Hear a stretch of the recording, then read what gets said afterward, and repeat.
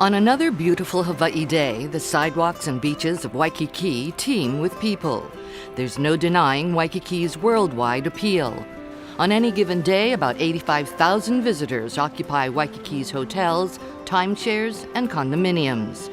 For those who've traveled thousands of miles to get here, this is the ultimate playground, perhaps the vacation of a lifetime. But for the state of Hawaii and those who reside here, Waikiki is more than that. Here in an area of just 2 square miles beats the heart of Hawaii's tourism-based economy.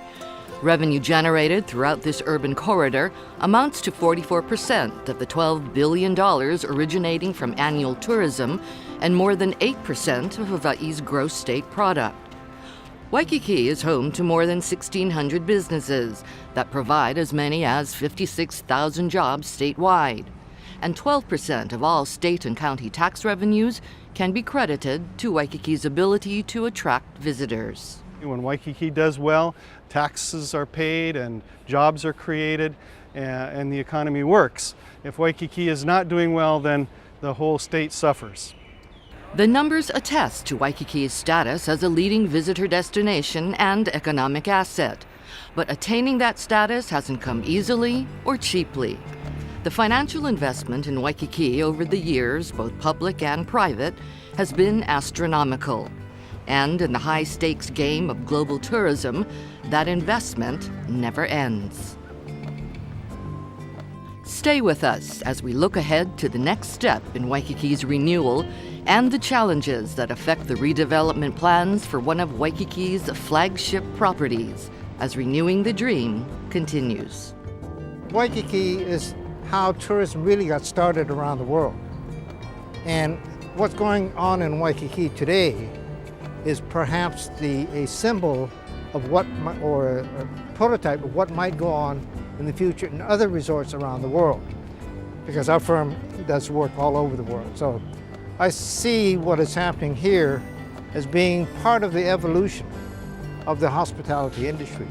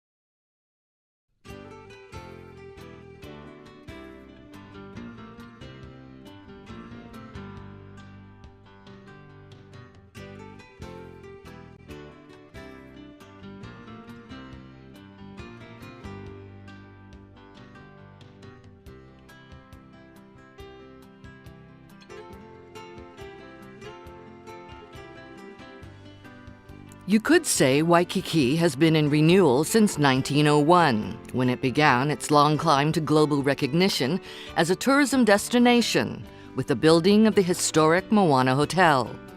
Owned today by Kyo-Ya Hotels and Resorts, the Moana's 75 guest rooms back then offered spacious accommodations, telephones and private baths, and the first electric-powered elevator in the territory, true innovations for the times. It wasn't until the years following statehood, the 1960s and early 70s, that Waikiki fully emerged as a major tourism destination. Visitors clamored for a glimpse of America's newest state and most exotic destination. Tourism to Hawaii nearly doubled the first year commercial jet travel became available. But by the 1990s, the majority of properties built during these boom years were showing their wear. Waikiki had become an aging urban resort.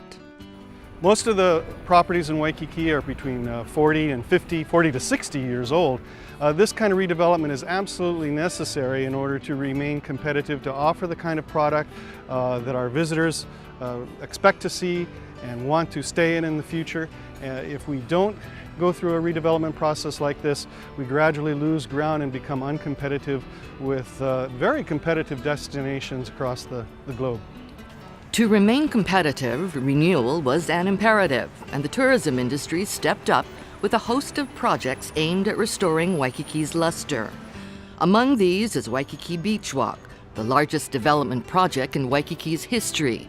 The 7.9-acre area was completely rebuilt as a vibrant gathering place in the new Waikiki. Other renewal projects completed in recent years include Kuhio Beach, DFS Galleria, Royal Hawaiian Center, and several major hotel renovations. In late 2008, the Grand Waikikian welcomed its first guests, accommodating owners but also offering rental suites to visitors seeking residential-style accommodations. The renewal continues today in plans by Kyo-Ya Hotels and Resorts for a $1 billion reinvestment in its Waikiki properties, including the renovation of the Royal Hawaiian and Sheraton Waikiki hotels, restoration of the Moana Banyan Wing, and redevelopment of its Moana Diamond Head Tower and Princess Kaiulani Hotel. The initial plan for the project includes replacing an 8-story wing of the Moana Surfrider with a 26-story hotel and condominium tower. But the proposed development, like many in Hawaii, is not without controversy. A coalition of environmental groups say they will go to court to stop a new high-rise from being built on Waikiki Beach. The groups attacked Kyo-Ya's plans to replace the 1960s-era 8-story tall Diamond Head wing of the Moana Surfrider with a 26-story high-rise. The proposed building would be closer to the water and taller than zoning laws allow. The development pits the environmental community against the city council, the administration, and labor unions. Despite the concerns of some individuals, there's general agreement that for Waikiki to retain its position as a leading visitor destination, investing in projects like Kyo-Ya's is necessary. Very necessary. Very, very necessary. If it doesn't, then let's look at it the other way.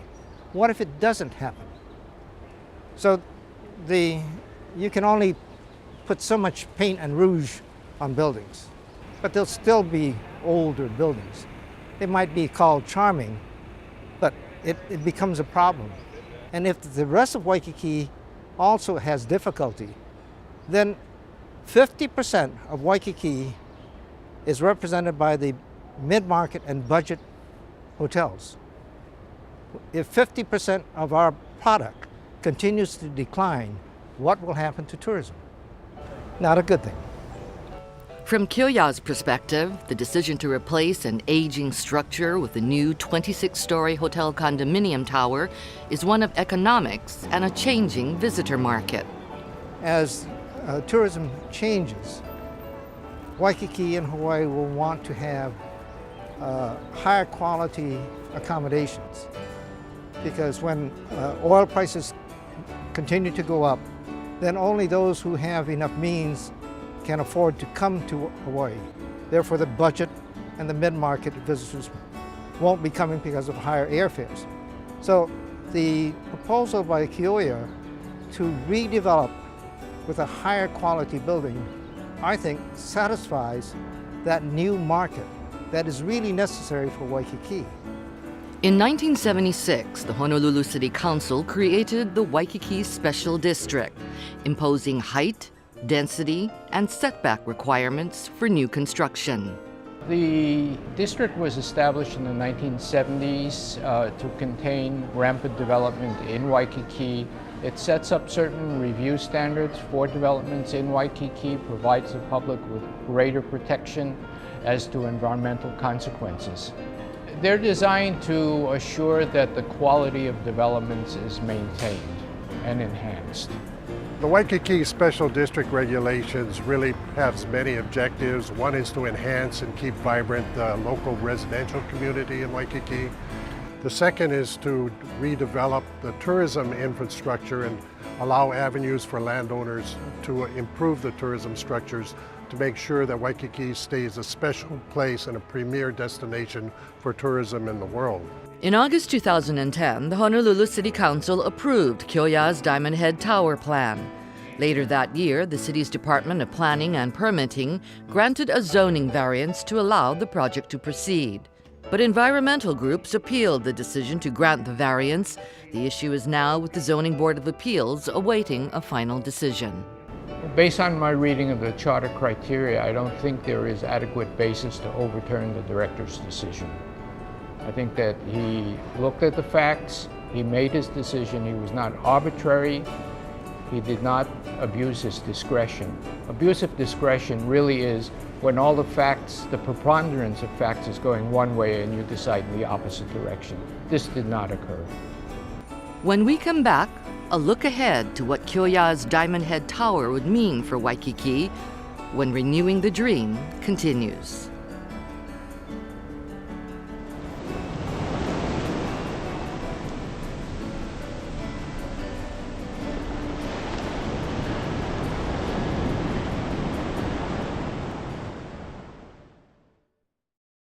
Everybody recognizes that the visitor industry is what keeps us going.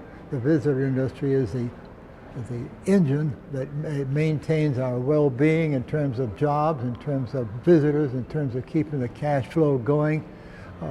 Unless you're up on that, unless you maintain it and stay with it, people are beginning to fall off someplace else. They go there and they say, oh, it's okay, but it wasn't what it used to be.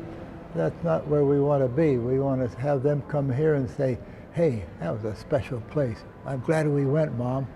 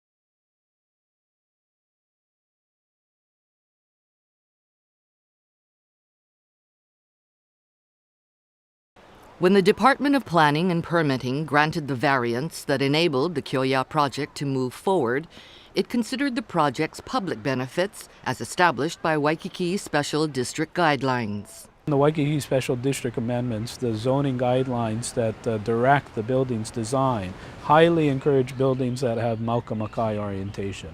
The current building has an Eva Diamond Head direction orientation, essentially blocking views from the ocean to the mountains and vice versa. The encouragement is to turn those buildings perpendicular to the shoreline, allowing for view planes in the Maukamakai direction. It's also culturally very important. As we know, the Ahupua'a concept talked about sustainability from the mountains to the ocean, and connectivity is part of that sustainability. So for the first time since the existing building was built in the 1950s, one will be able to have a continuous view corridor and open building massing zone from the mountains to the ocean. A new public pedestrian beach access would also be created.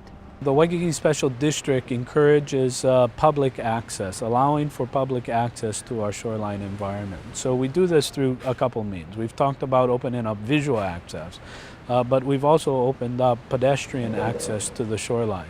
As part of this project, there's been a dedicated 15-foot easement on property that allows access to the beach. It's the largest and most landscaped of its kind from Fort Tarusi to Kuhio Beach Park. So in the entire stretch of Waikiki, there's only two others, and this is the largest. Because it is partially a condominium project, the Diamond Head Tower would help to maintain Waikiki's residential sector, which provides stability to the neighborhood.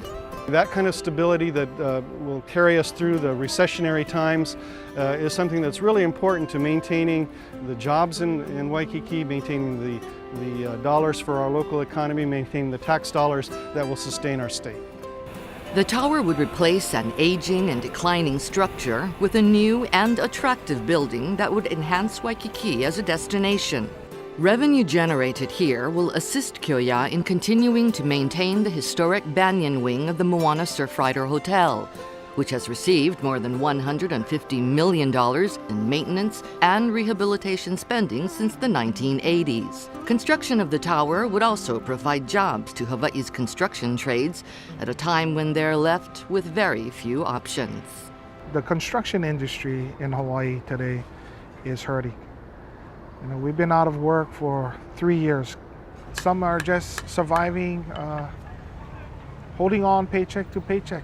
We have experienced many losses, not only financially because of loss of construction, but just the way of life, culture changes, family changes. It's generational, and you know, we need projects now so that we can get back on our feet, get our people back on our feet, and you know, better the life for Hawaii.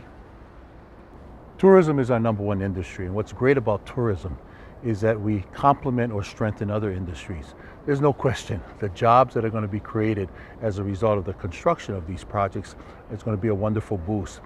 And Kyo-Ya has done that consistently. They did that with the Royal Hawaiian. They did that with the renovation of the Sheraton Waikiki.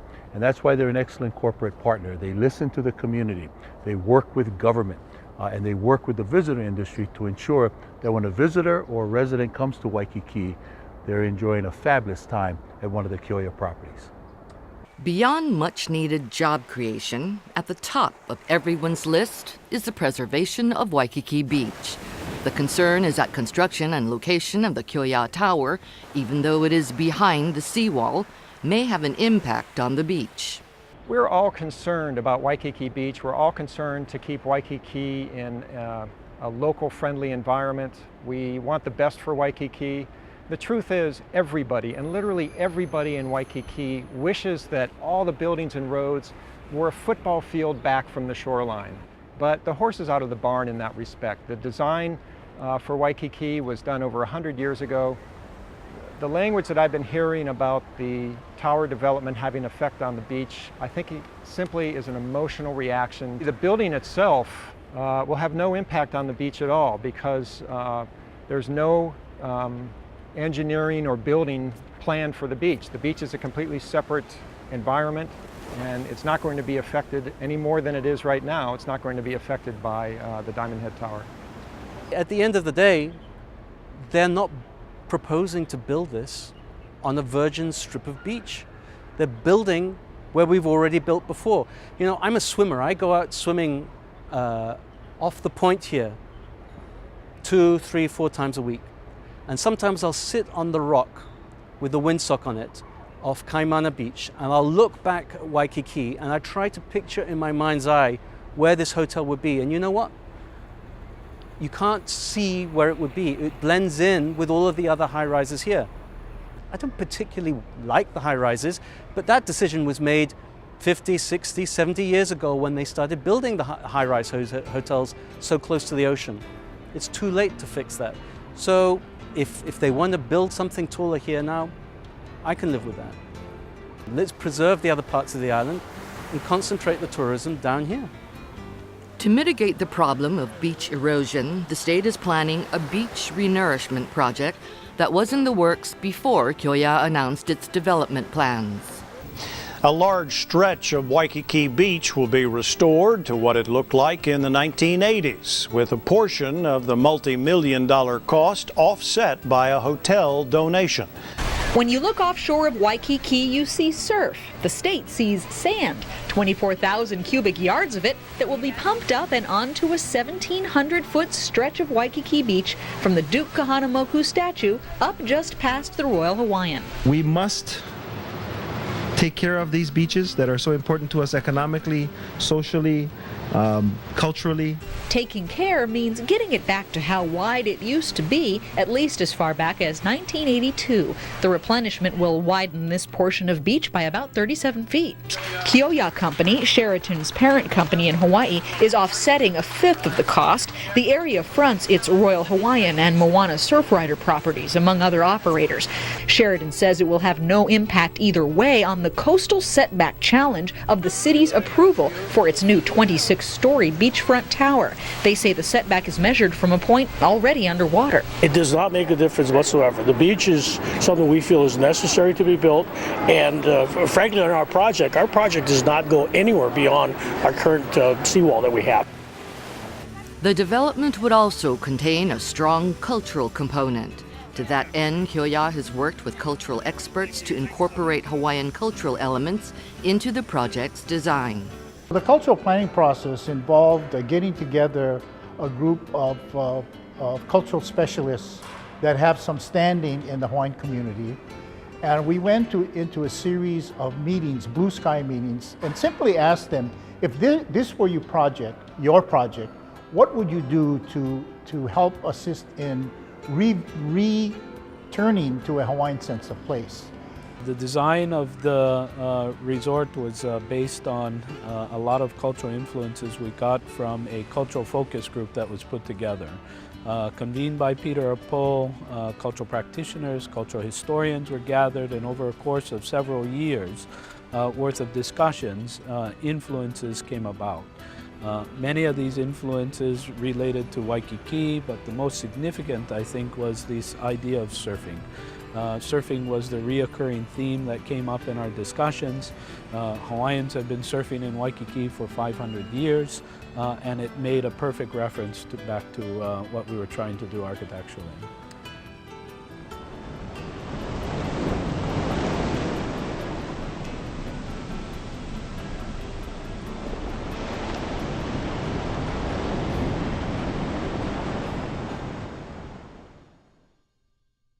Stay tuned. Waikiki Renewing the Dream will return in a minute.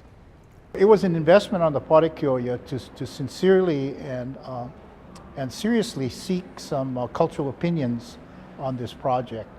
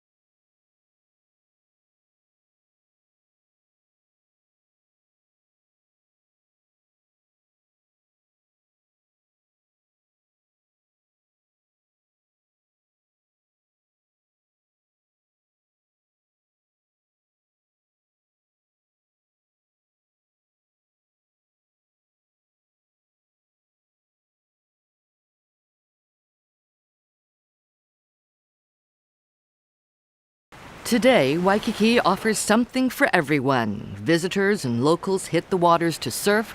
The names of Kamehameha and Kahanamoku exist alongside those of Ferragamo, Cartier, and Louis Vuitton.